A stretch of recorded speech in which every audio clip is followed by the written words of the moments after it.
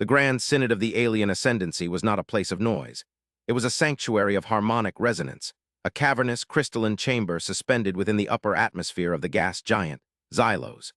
Here, the ruling caste did not speak with crude, guttural sounds, but communicated through the shifting of bioluminescent chromatophores along their slender, obsidian limbs and the strumming of the air with vocal cords capable of infrasonic depth.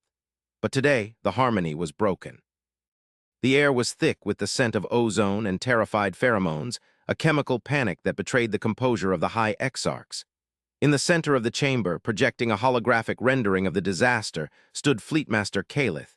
His chitinous armor was scorched, not from battle, but from the radioactive bleed of his own ship's overloaded reactors. He was trembling. Above him, the projection displayed the shattered, drifting remains of a colossus, a construct of metal so dense and crude it seemed to offend the very physics of the alien aesthetic. It was jagged, scarred, and devoid of the elegant curves of ascendancy engineering. It was dead, but the silence it left behind was deafening. High Exarch Valen, the oldest of the council, his skin a pale, milky violet indicating his extreme age and waning vitality, shifted on his gravity throne. The light emanating from his chest plates was erratic, flashing sharp bursts of amber and warning red. He looked down at the Fleetmaster with a mixture of imperious disdain and a creeping, gnawing dread that he refused to verbalize.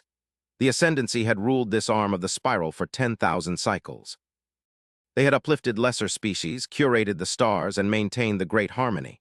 They were the gardeners of the galaxy, and gardeners did not fear weeds, they plucked them. Yet the report Calith had brought back from the abyssal void of the outer rim was not about a weed.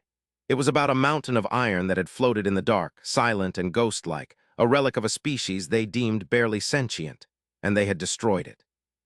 Valen's voice thrummed through the floor, a deep bass vibration that rattled the sensory tendrils of every counselor present. "You speak of it as if it were a god, Fleetmaster," Valen intoned, the translation of his sonic language echoing through the neural implants of the lower castes. "It was a derelict, a hulk of primitive alloy and kinetic propulsion. It polluted the sanctity of the void with its chaotic signature. You did your duty. You purged the unclean variable. Why then do you stand before this synod trembling like a hatchling exposed to the solar wind? The object is destroyed. The threat is neutralized. The harmony is restored." Calith did not rise. He remained bowed, his multifaceted eyes fixed on the cold floor, unable to meet the gaze of the High Exarch. He had been there. He had felt the way the void seemed to recoil when his dreadnoughts opened fire. He had watched the particle lances, weapons that could slice through planetary crusts, wash over the hull of that human ghost ship like water over a stone. It had taken the combined firepower of the entire Third Armada, 42 capital ships channeling the energy of a captured star, sustained for 3 standard rotations just to breach its armor. And even then, the ship had not fired back. It had simply absorbed the hate, absorbed the fire, until its structural integrity failed and it shattered into the billion fragments now displayed in the hologram. It had died silently, and that silence was what terrified Calith more than any weapon. It did not fight Exarch," Calith whispered, his vocal cords straining to produce the subharmonics required for formal submission. "We poured the fire of the suns upon it. We screamed our dominance across every spectrum. We demanded it identify itself. We commanded it to power down its singularity core. It gave no answer. It emitted no energy shield. It simply existed.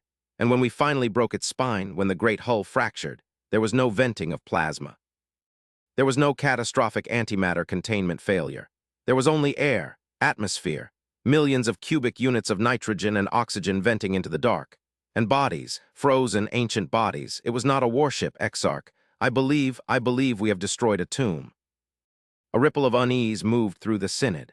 The counselors exchanged flashes of blue and teal, uncertainty and curiosity. To destroy a warship was an act of defense. To destroy a tomb was an act of desecration, a violation of the universal constants that even the most warlike species usually respected.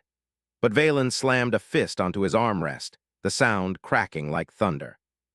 "A tomb of giants is still a threat to the living," Valen roared, his bioluminescence flaring a blinding white. "Look at the scale of it, Calith. The debris field alone spans a planetary diameter, a species capable of forging such. Monstrosity, even merely to bury its dead, possesses an industrial capacity that rivals the core worlds. If they are dead, then they are history. If they are alive, then we have shown them our strength. We have shown them that the ascendancy does not tolerate unauthorized leviathans in our territory. Do not speak to me of desecration. We are the architects of order. If this humanity exists, they are messy, chaotic, and loud. Their radio waves bleed into the subspace bands like static. They are children playing with fire, and we have merely extinguished one of their toys. But the signal, Calith interrupted, a breach of protocol that made the guards at the perimeter step forward, their staffs humming. Before the primary hull disintegrated, it released a pulse. It was not a distress call, Exarch. It was not a plea for help. It was a single high-frequency burst of tachyon data. It punched through the subspace layers instantly. It did not fade. It did not scatter. It went home, wherever home is, and the telemetry. The telemetry suggests the signal originated from a mechanism designed specifically for that moment. A dead man's switch. We triggered it. The chamber fell into a profound silence.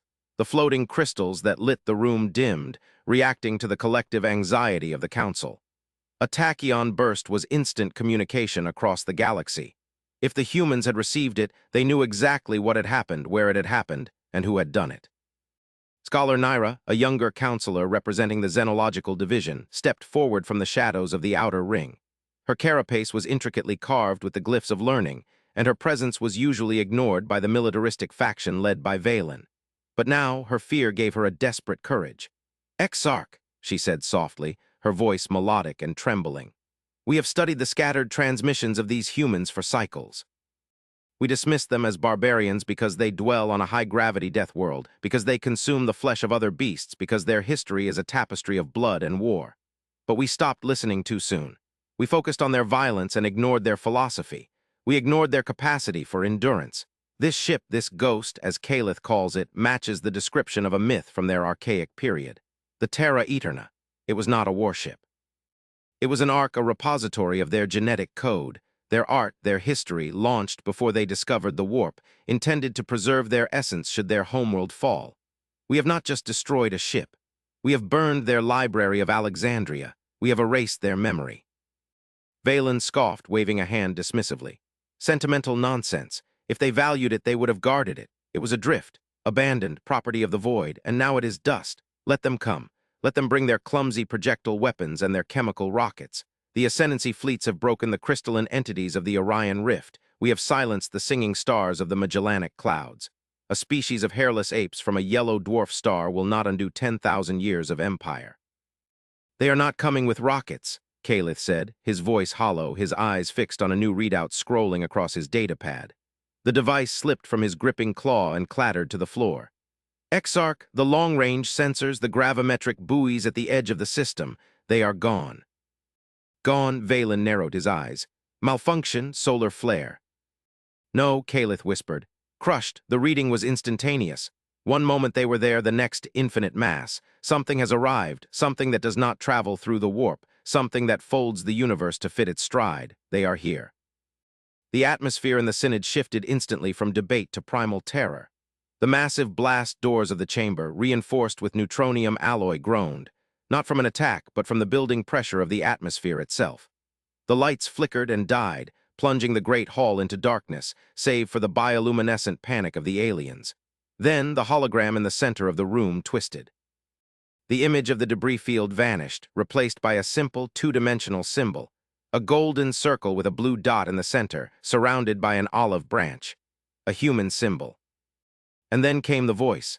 It did not come from the speakers. It vibrated directly into their skulls, bypassing their ears, resonating with the water in their cells. It was a method of communication that required a mastery of physics so advanced it was indistinguishable from magic. It was calm, terrifyingly perfectly calm. "This is Admiral Vance of the United Terran Coalition," the voice said, speaking perfectly translated alien high tongue. "You have fired upon the UNS Terra Eterna. You have incinerated the heritage of our ancestors. You have awoken the sleeper. We do know. T seek war. War implies a struggle for survival. We are past that. We seek an explanation. You have 1 standard hour to prepare your diplomatic envoy. If you attempt to launch weapons, if you attempt to flee, if you attempt to activate your shields, we will increase the local gravity of your council chamber until you are nothing but a smear on the floor. Do not test us. We are mourning, and we are very, very disappointed." The transmission cut. The lights returned, harsh and unforgiving. Valen sat frozen on his throne, his amber light faded to a dull, sickly gray. For the first time in 10,000 years, the Ascendancy was not the master of the room. The Ghost warship had been a test, and they had failed it. The hour passed not in preparation, but in paralysis. The alien fleets, the pride of the sector, drifted listlessly in orbit around Xylos. They were not disabled by computer viruses or electronic warfare. They were pinned. The human fleet, if it could be called a fleet, had arrived. But they were not ships in the conventional sense. They were geometric anomalies, massive spheres and obelisks of matte black material that absorbed all light and radar. They sat in the high orbitals, motionless, silent. But their presence exerted a gravitational pressure that the alien navigators could feel in their bones. These human vessels were manipulating the fabric of spacetime simply to stay afloat. They didn't burn fuel, they surfed the curvature of the cosmos. When the human shuttle descended, it did not streak through the sky with fire and sonic booms. It descended like a feather defying gravity with an eerie stillness. It landed on the private docking spire of the Synod, a sleek silver dart against the ornate, organic architecture of the aliens. The airlock cycled, and the ramp extended. Fleetmaster Calith, Scholar Naira, and High Exarch Valen stood to receive them. Valen had regained some of his composure, wrapping himself in the cloak of his office, convincing himself that this was all a trick of technology, a bluff. The humans emerged. There were 5 of them. They wore no power armor, no exoskeletons, no visible weapons. They wore dress uniforms of deep charcoal gray, adorned with modest ribbons and gold braiding. The leader, Admiral Vance, was an older male, his hair the color of steel wool, his face lined with the deep grooves of a life spent in the void. He walked with a cane, not out of necessity, but perhaps out of habit. He looked fragile compared to the 7-foot, chitin-armored aliens. He looked soft, but when Vance stopped 10 paces from Valen, the air in the room grew cold. The Admiral's eyes were not angry. They were incredibly, profoundly tired. "High Exarch," Vance said, his voice natural now, translated by a device on his collar. "I see you have decided to receive us. That is wise." Valen drew himself up to his full height, his bioluminescence pulsing a challenge. "You violate our sovereign space. You threaten our government. You speak of disappointment. You left a mountain of garbage drifting in our shipping lanes. We removed it.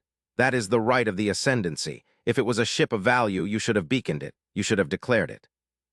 Vance looked at Valen for a long moment, then turned his gaze to Calith. "And you, the one who pulled the trigger, did you feel it when the ship died?" Calith flinched. I felt the resistance human. It was dense." "It was dense," Vance agreed softly, "because it was shielding. The Terra Eterna was not just a library, it was a containment vessel. It was built 3,000 years ago, before we mastered the folding drive, before we unified the Sol system. It was sent out into the dark at sublight speeds because we were afraid." "Afraid?" Naira stepped forward, unable to help herself. "Afraid of what? You speak as if you are masters of the universe, yet you claim fear." Vance smiled, a sad, humorless twitch of the lips. "We are masters of nothing, Scholar. We are merely survivors. We were afraid of ourselves, of our capacity for destruction. So we took our most dangerous technologies, our darkest histories, our viral weapon samples, and our experimental failures, and we put them on the strongest ship we could build. We sent it away. We called it the Ghost because it was meant to disappear. It was a graveyard for our sins, intended to drift forever in the void between galaxies where it could hurt no one." The Admiral took a step closer, his cane clicking on the crystal floor. "But you found it, and you assumed that because it was silent, it was weak. You assumed that because it was old, it was primitive. You poured enough energy into it to crack a planet, and you cracked the seal instead." Valen sneered. "A prison ship. You threaten us because we destroyed your garbage barge of mistakes. This is absurd. If it contained dangerous materials, they are vaporized now. We did you a favor." "Vaporized?" Vance let out. A low, dry chuckle that sounded like leaves scraping on pavement. "High Exarch, you do not understand what humanity considers dangerous. We do not mean nuclear waste. We do not mean chemical sludge. We mean ideas. We mean mathematical constructs that, if perceived by a conscious mind, induce madness. We mean subquantum AIs that devour the noise of stars. And most importantly, we mean the signal." Vance tapped his cane on the floor. A holographic projection sprang up from his wrist, filling the space between the 2 delegations. It showed the galaxy. It showed the point where the Terra Eterna had been destroyed, and it showed a ripple, a dark, spreading stain moving outward from that point. "The Terra Eterna was broadcasting a dampening field," Vance explained, his voice dropping to a whisper that forced the aliens to lean in. "A keep-out sign, not for you, for them." Them, Caliph asked, his antennae twitching. There are things in the deep dark beneath the galactic plane, Vance said. Ancient things, hungry things, entities that feed on high-energy civilizations. We found them early in our history. We couldn't fight them, so we hid. We built the Terra Eterna to mimic the signature of a dead star, a massive gravitational lure that sang a song of entropy. It told the entities, there is nothing here but dust. Go back to sleep. It has been singing that lullaby for 3 millennia. And you? You just stopped the music. The silence that followed was absolute. The arrogance of Valen seemed to evaporate, replaced by the crushing weight of realization. They hadn't just insulted a neighbor. They had rung the dinner bell for a predator they didn't even know existed. We detected the cessation of the signal instantly, Vance continued. That is why we are here, not for revenge. We have no time for revenge. We are here to see if you are strong enough to help us fix what you have broken, because they are coming, and they will arrive in. He checked a device on his wrist. 6 hours. Valen staggered back, collapsing onto his throne. This is a lie, a fabrication to induce submission. Is it? Vance gestured to the sky. Look at your sensors, Exarch. Look at the stars in the quadrant of the veil. Tell me, why are they blinking out? Naira ran to a console, her fingers flying across the interface. She brought up the telemetry from the veil, a dense cluster of stars light years away. On the screen, the stars were not just darkening, they were disappearing. Something massive, something invisible and vast was moving in front of them, blocking their light. It was moving fast, faster than light. By the harmony, Naira whispered, it is a cloud of silence. Nanite swarm ships, Caliph asked, panic rising in his voice. No, Vance said grimly. Shadows, kinetic absorbers, they eat energy, they eat light, they eat life. We call them the Hollows, and you just invited them to your capital. Vance turned to Valen. We did not come with an invasion fleet Exarch. We came with an engineering corps. We came with shield generators. We came with the Aegis. But we cannot hold the line alone. We need your fleets. We need your energy output, not to fight. Fighting feeds them. We need you to feed us. We need to link your reactor grids to our projectors. We need to recreate the lullaby. We need to sing the song of the dead star again, louder than before they reach this system. Valen looked at the human. He saw no deception. He saw only the weary pragmatism of a species that had stared into the abyss and learned how to build bridges over it. The human was not asking for surrender. He was asking for an alliance of survival. If we refuse, Valen asked weakly. Then we will leave, Vance said simply. We will fold space and vanish. We will retreat to our own borders and activate our own silent protocols. And we will watch from the dark as the Hollows consume your empire, star by star, until there is nothing left but cold dust. The choice is yours, High Exarch. You have destroyed our ghost. Will you become one yourselves? The tension in the room was palpable. The fate of billions hung on the pride of one alien leader. Caliph looked at his Exarch. He saw the hesitation, the pride battling with the terror. Caliph made a choice. He stepped forward, bypassing his superior. We will serve, Caliph said, his voice ringing with the clarity of a bell. The Third Armada is at your disposal, Admiral Vance. Tell us what to do. Valen looked at his fleetmaster, shocked, but he said nothing. He slumped in his chair, the light in his chest dimming to a resigned blue. He waved a hand. Do as he says, save us. The next 5 hours were a chaotic symphony of engineering and desperation. The human ships, the geometric spheres, descended into the lower atmosphere of Xylos, linking physically with the floating cities of the Ascendancy. Cables the width of highways were shot across the App connecting the exotic matter reactors of the humans with the antimatter grids of the aliens. The cultural clash was immediate and jarring. The aliens were used to elegance, to form flowing into function. The humans were brutalists. They welded struts directly onto the pristine crystal spires of the Synod. They tore out decorative bulkheads to make room for heatsinks. They shouted orders in a language that sounded like rocks grinding together. But they worked with a speed and precision that left the aliens in awe. Scholar Naira found herself working alongside a human engineer named Sato. They were deep in the core of the primary city, reconfiguring the harmonic dampeners. Why, Naira asked as she adjusted a frequency modulator. Why save us? You could have let us die. We destroyed your history. We insulted you. Sato didn't look up from his welding torch. Sparks flew around his visor. Because that's what we do, lady. We build things, we fix things, and we don't like bullies. Whether the bully is an arrogant alien empire or a cosmic horror from the Dark Ages, we don't like it when things get wiped out. But the Terra Eterna. Was a tragedy, Sato said, finally pausing. He lifted his visor. His eyes were dark and serious. My great-grandmother was on the list of genetic archives on that ship, but looking backward doesn't save the future. The Admiral. He knows that if the Hollows eat you, they get stronger. If they eat you, they'll come for us next. It's not altruism, scholar, it's logic. We need neighbors, even loud, annoying neighbors. Naira stared at him. The humans were a paradox. They claimed to be logical, yet they spoke with emotion. They claimed to be weak, yet they commanded the fundamental forces of the universe. They were terrifying, and they were the only hope the Ascendancy had. Signal contact, the voice of Caliph rang out over the global comms. The veil is breached. They are entering the system. Naira and Sato rushed to the nearest viewport. The sky of Xylos, usually a swirl of pastel gases, was turning black. Not the black of night, but the black of nothingness. The stars were being erased one by one. A coldness seeped through the reinforced glass, a psychic chill that made Naira's antennae curl in pain. "They're here," Sato whispered. "Initiate the chorus." On the surface of the human ships, massive parabolic dishes unfolded. They didn't look like weapons. They looked like musical instruments. At the same time, the alien cities began to hum.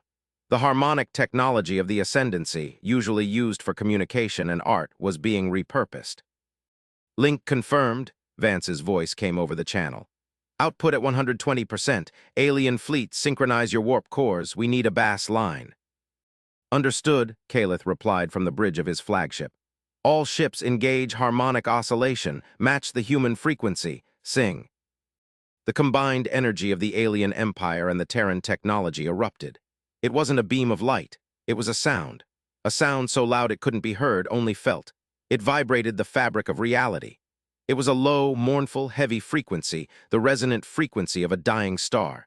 It was the song of entropy, magnified 1,000,000,000 times. The onrushing darkness slammed into the wall of sound. The effect was visible. The black cloud seemed to shudder. It was expecting a feast of high-energy, frantic life.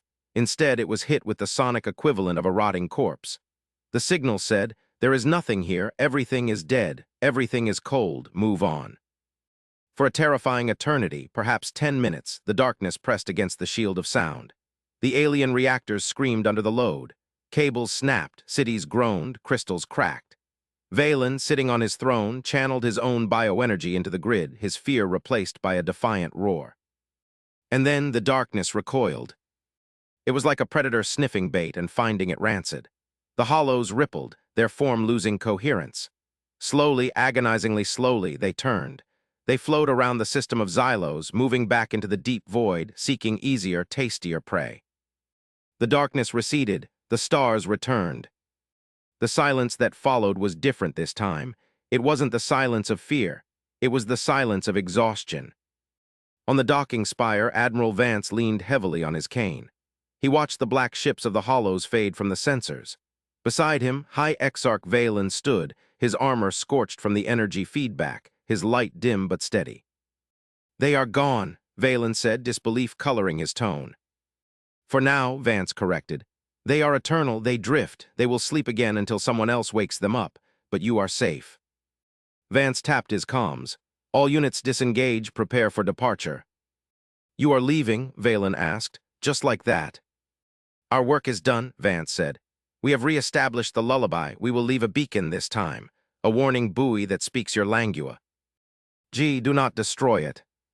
"Admiral," Valen said, stopping the human as he turned to the shuttle. The High Exarch struggled with the words. His culture did not have a strong concept of gratitude toward inferiors, and he had realized with a heavy heart that he was the inferior one.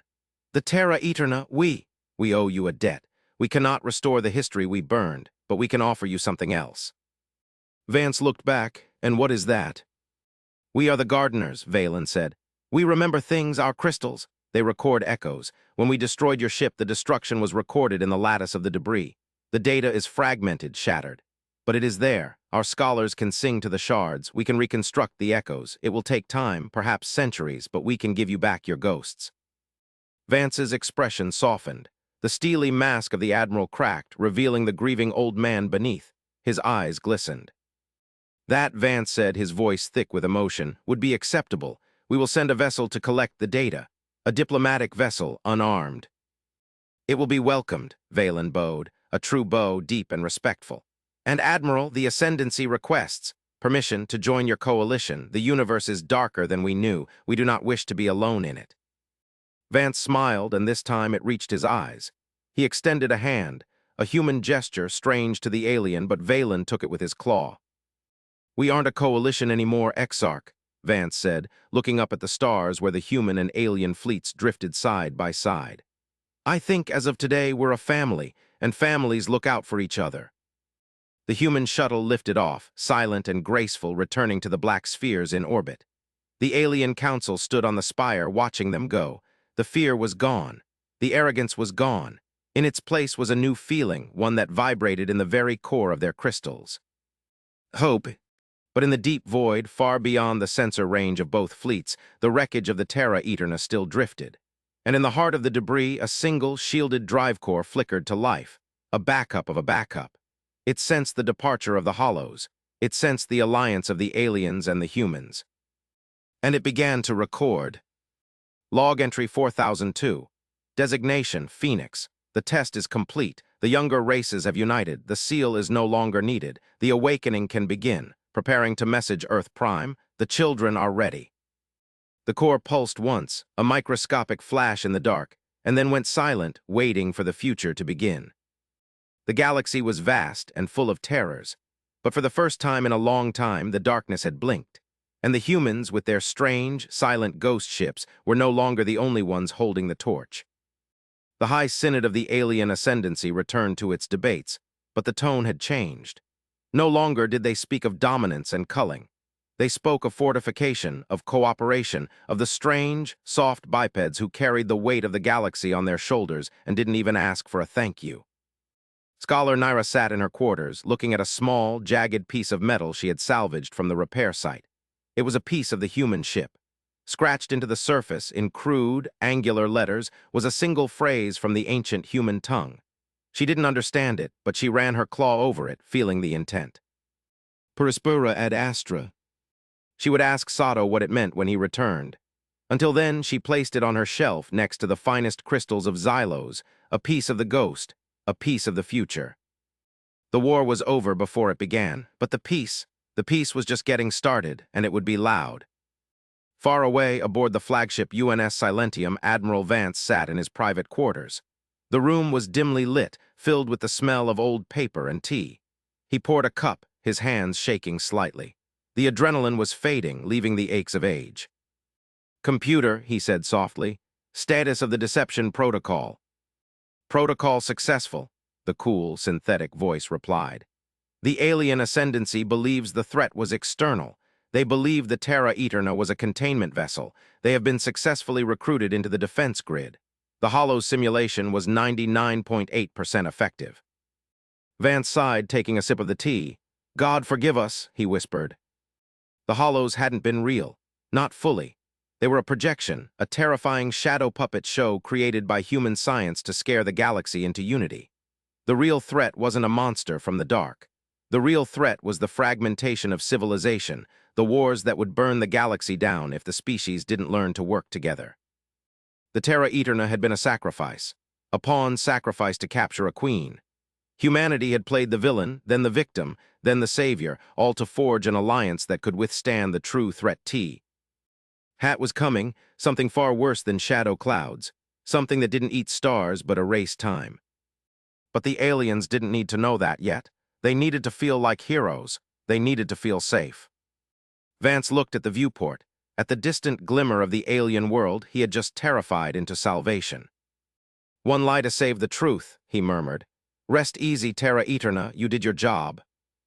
He closed his eyes, listening to the hum of the ship. The silence of the humans was indeed louder than their guns, and their secrets were deeper than the void itself. The end was not an end, but a beginning.